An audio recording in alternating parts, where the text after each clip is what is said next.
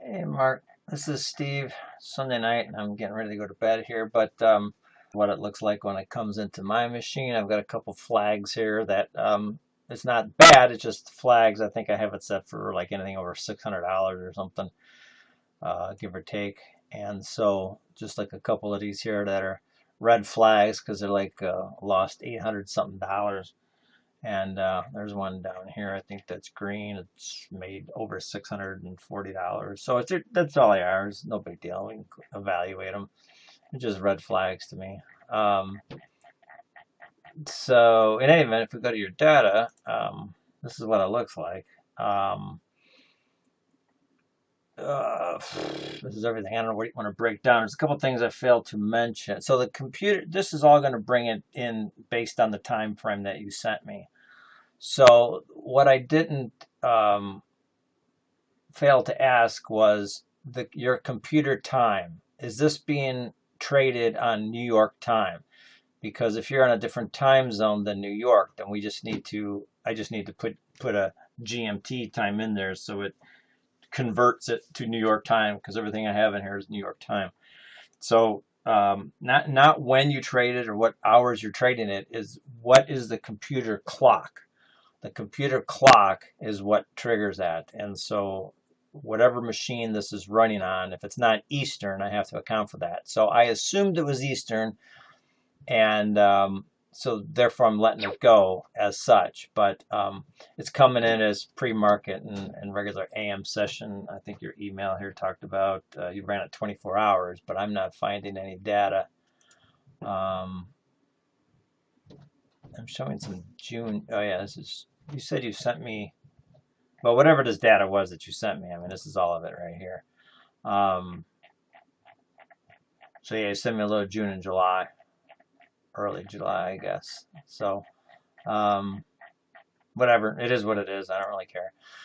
It'll break down the time. So assuming that this is New York time, the time zone should be okay. Here we go. So here's your time zone breakdown that I have based on the market session. So assuming you're on the Eastern, this is what it's going to be. So anyway, let's go back to dashboard and let's just break some of these down, I guess. Let's go to the most recent, I suppose, the second. Um, let's just do AM sessions. I'm not quite sure exactly when you want to break down, so we should probably do a Zoom or something like that. And this is all I know for your settings, so I just copied what you have in there. So if you want to look at any one of those, we can, but you'll know what those means. I won't. This is all just came in as data. There's your code that I gave it. I have to give it a SKU number so it comes in. So I'm not sure what you want to look at, GC. If you want to look at the particular trades, we can come in here. And it's 9:39 in the morning on the January 2 or July 2.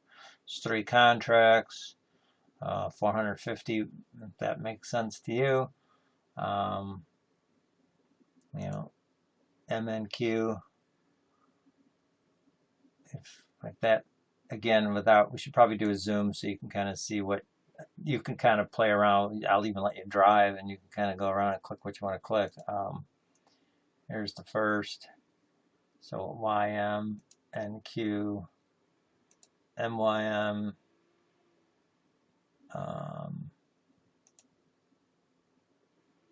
So now if you want to look at, here, let's do that again with pre-market because this gets a little sloppy.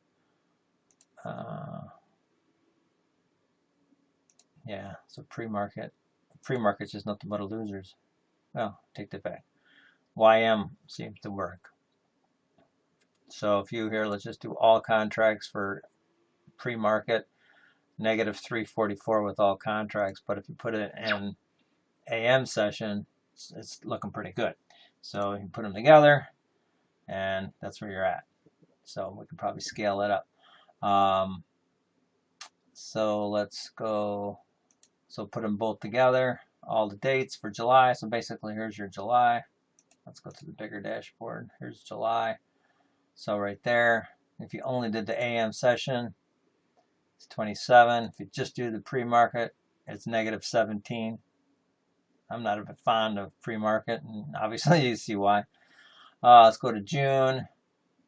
we'll just do all days right here until I kind of know a little bit more. But bottom line is 1600 for AM session, 135 for the AM session, New York AM session, and pre-market was good here. So that's weird.